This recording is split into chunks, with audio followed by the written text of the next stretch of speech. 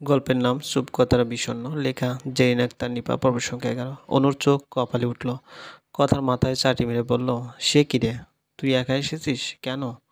কথা বিরক্তি নিয়ে অনুর দিকে দেখল, মুখ বাঁকিয়ে মাথায় হাত বোলাতে বোলাতে বলল, তুই গাধার মতো প্রশ্ন করছিস কেন অনু? কেউ না এলে আমি তাকে জোর করে আনবো নাকি? অনুকে চিন্তিত দেখাচ্ছে। উনি তোর সাথে আসেনি কেন? সত্যি করে বল তো, তোদের মধ্যে সব ঠিকঠাক আছে তো, নাকি প্রথম রাতে গন্ডগোল পাকিয়ে দিয়েছিস? নিশ্চয়ই ওনার কথা শুনিসনি তুই। বরের সাথেও তেরামি করেছিস, যেমনটা সবসময় করিস।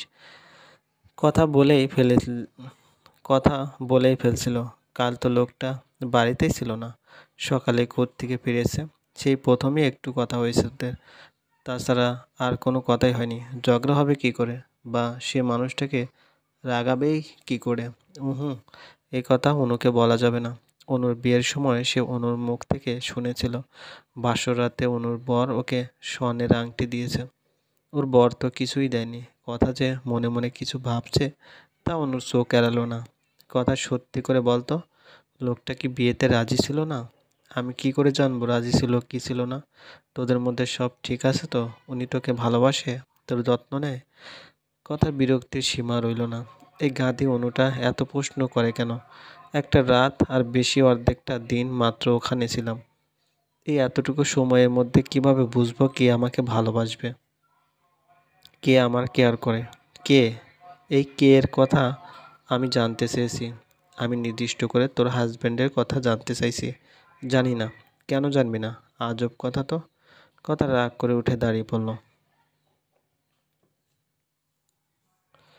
গেলাম আমি। তোর সাথে দেখা করতে আসাই আমার ভুল। প্রশ্ন করে করে মাথা খারাপ করে দিচ্ছিস। যাস না, এই কথা যাস না। দাঁড়া, আচ্ছা আর কিচ্ছু জিজ্ঞেস করবো না, বস তুই। কথা বসলো না। অনু ওর হাত টেনে বসালো। রাগ করেছিস কেন? অত বড় ঘরে বিয়ে হয়েছে তাই একটু ভয় পাচ্ছি। তুই যা পাগল, শ্বশুরবাড়ির লোকদের মন বুঝে চলতে হয় রে, নইলে আমার মতন। জি না, আমার শ্বশুর অনেক ভালো। তোর শ্বশুরের মতো বইরে খাটাস না। এখন বল, তোর পা কেমন আছে? ভালোই, ব্যথা কমেছে। শ্বশুরবাড়ি কবে যাবে? ও কাল নিতে আসবে। আরও আগেই আসতো, তোর বিয়ের জন্য আমি মানা করেছি। আমাকে ছাড়া থাকতে পারে না। কয়দিনে অবস্থা খাবার হয়ে গেছে। কয়দিনে অবস্থা খারাপ হয়ে গেছে। কাল আসছে। কথার লক্ষ্য করলো অনুর মুখটা কেমন পাকা টমেটোর মতো লাল হয়ে গেছে। লজ্জা পেল নাকি? কিন্তু এই কথায় লজ্জা পাওয়ার কি আছে, সে বুঝল না। কিরে, তুই লাল হয়ে গেছিস কেন? কিছু না। তুই বুঝবি না গাধি। হ্যাঁ, আমি তো গাধি। তুই অনেক চালাক। এই কথা, তোর ওনাকে কি বলে ডাকিস? ও গো, হ্যাঁ গো, নাকি জান কলিজা, নাকি বাবু সোনা? অনু হাসছে। কথা কপাল কুঁচকে মুখ বাঁকিয়ে বলল, খেয়ে কাজ নেই, অত বড় দামড়া বেড়ারে আমি বাবু ডাকবো? আর আমি ওসব ডাকতে যাব কেন? আমি আপনি করেই বলি। সে কি, স্বামীকে কেউ আপনি বলে?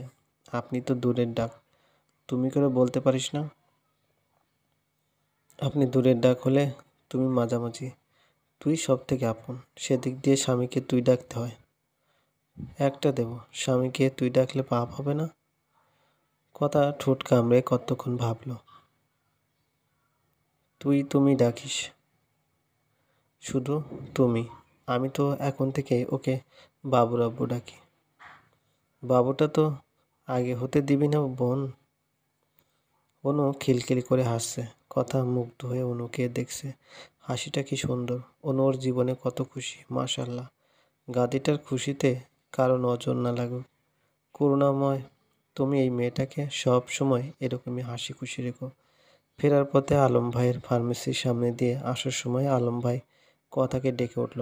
তার গলাতে খুশি উপচে পড়ছে, চোখ মুখও ঝলমল করছে। কথা শুনে না, তোর ভাতিজা হয়েছে রে, আয় আয় মিষ্টি খেয়ে যা। ইস, কথার খেয়ালই ছিল না ভাবির ডেলিভারি ডেট এসে পড়েছিল। কখন হয়েছে আলম ভাই? তোর বিয়ের দিনই। তোকে নিয়ে গেল না, তার পরপরই তোর ভাবির পেন উঠল। আমি তো বুঝতেই পারিনি, ভেবেছি তোর বিদায়ে কাঁদছে। পরে দেখি সে তোর বিদায়ে কাঁদছে না, আমাদের কুটুসের আগমনে কাঁদছে। আলম ভাইয়ের মুখে কুটুস নামটা শুনে খিলখিল করে হেসে ফেলল কথা। মুখে আস্ত একটা জাম মিষ্টি পুড়ে দিয়ে বলল, নামটা তোমার মনে আছে? থাকবে না কেন? তোর দেওয়া নাম। ছেলে পেটে আসার আগে থেকে তুই আমাকে কুটুসের বাপ ডাকতি। কথা হাসতে হাসতে বলছে,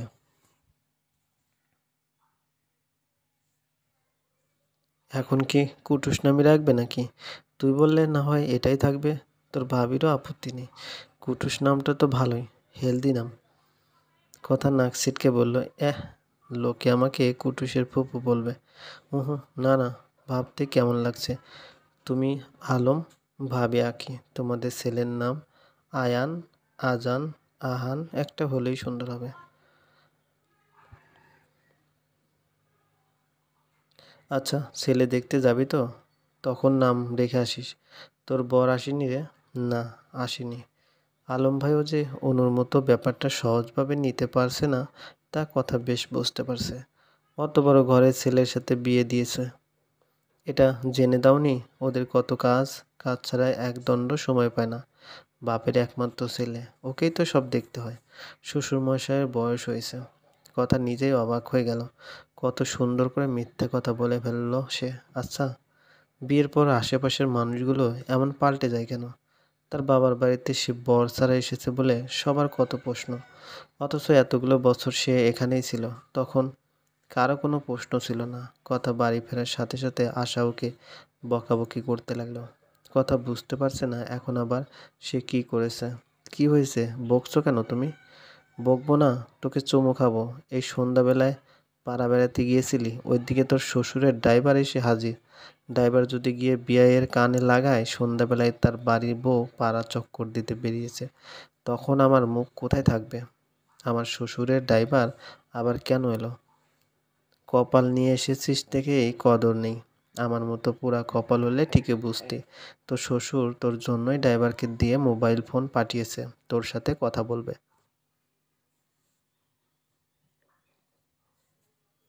তোমার ফোনে কল করলেই তো পারতো কথা বলার জন্য। নতুন ফোন কিনে দেওয়ার কি মানে?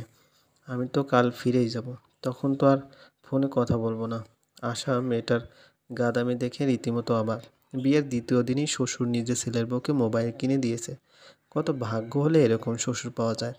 আর এই ব্যাক্যের মেয়ে বলছে সে ফোন দিয়ে কী করবে। কই দেখি, দিয়েছেই যখন তখন কাজে লাগাই। কথা ফোনটা হাতে নিয়ে ঘুরিয়ে ফিরে দেখছে, দেখে তো বেশ দামি মনে হচ্ছে। সোহান ভাইও এরকম মোবাইল চালায় না? তার মানে অনেক দামি। ফোনটা চালু করাই, সিমও আছে দেখা যাচ্ছে। কথা তার শ্বশুরের ফোন নাম্বার জানতো না। সে চিন্তা দূর হলো যখন দেখলো সবার নাম্বার সেভ করা। সে কল করতেই ওপাশ থেকে তুলে নিল। আসসালামু আলাইকুম বাবা, কেমন আছেন আপনি? আমি কাল চলে আসব। আমার মনে আছে আপনি চলে আসতে বলেছেন। আমার তো ফোন লাগবে না বাবা। নাইট চৌধুরী ফোনের এপাশে নিঃশব্দে হাসলেন। মেয়েটা এত সহজ সরল কেন? একজন বলেছিল মেয়েটা খাঁটি সোনা। এখন তিনি বুঝতে পারছেন সে একটু কমই বলেছে। তার বৌমা খাঁটি হীরা।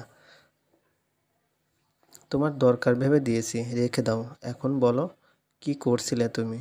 জানেন বাবা, আলম ভাইয়ের ছেলে হয়েছে। ওর না, ওর বউয়ের। এই প্রথম আমি ফুপু হয়েছি। ছেলেটা যে কি মিষ্টি দেখতে, আমাকে দেখেই কেমন মিটমিট করে হাসছিল। ও আমাকে চিনেছে। আমি ওর ফুপু। আমি ওর নাম দিয়েছি আলিফ। নামটা সুন্দর না? আমার বিয়ের দিনই ওর জন্মদিন। নাহিদ চৌধুরী মুগ্ধ হয়ে শুনছেন। মাঝে মাঝে তিনি ভাবেন, নীরের সাথে বিয়ে দিয়ে মেয়েটার সাথে তিনি অন্যায় করে ফেলেননি তো? নীর কখনো এই খাঁটি হীরার কদর বুঝবে না। নীর ওকে না কষ্ট দিয়ে ফেলে, সেই চিন্তায় ওনাকে কুরে খায়। শ্বশুরের সাথে কথা বলার পর কথা নীরের নাম্বারটাও দেখলো। নীল লিখেই সেভ করা। কথা কি যেন ভাবলো, তারপর কল দিয়ে ফেললো। মানুষটার সাথে কথা বলতে ইচ্ছে হচ্ছে। অনুর বলা কথাগুলো মনে হয়ে গেল কথার। নিজে নিজেই হেসে ফেলল সে। এখন যদি সে নীরকে বাবুর আব্বু বলে ডাকে, তাহলে কি সে রাগ করবে? দূর, দূর, বাবুর আব্বু, আপনি ঠিক আছে। রিং হয়েই যাচ্ছে, কল তুলছে না কেউ। কয়েকবার চেষ্টা করার পর কথার মন খারাপ হয়ে গেল। মানুষটা এমন কেন? ওনাকে বুঝতে পারি না। আমি সারা জীবন আমি যাকে না দেখে না চিনে কল্পনায় নানা রঙে সাজিয়ে এসেছি, আজ মানুষটা আমার সামনে আসার পর ওনাকে মোটেও চিনতে পারছি না। আমি কি তাহলে ভুল কাউকে চেয়েছি? অনুর বড় ওকে নিতে আসবে। উনি আমার সাথে এলেনও না, কাল হয়তো নিতেও আসবে না। যে লোক বিয়ের প্রথম রাতেই বাড়িতে ফেরেনি, সে কি আমাকে ভালোবাসে? চলবে। গল্পটি ভালো লাগলে অবশ্যই লাইক করবেন।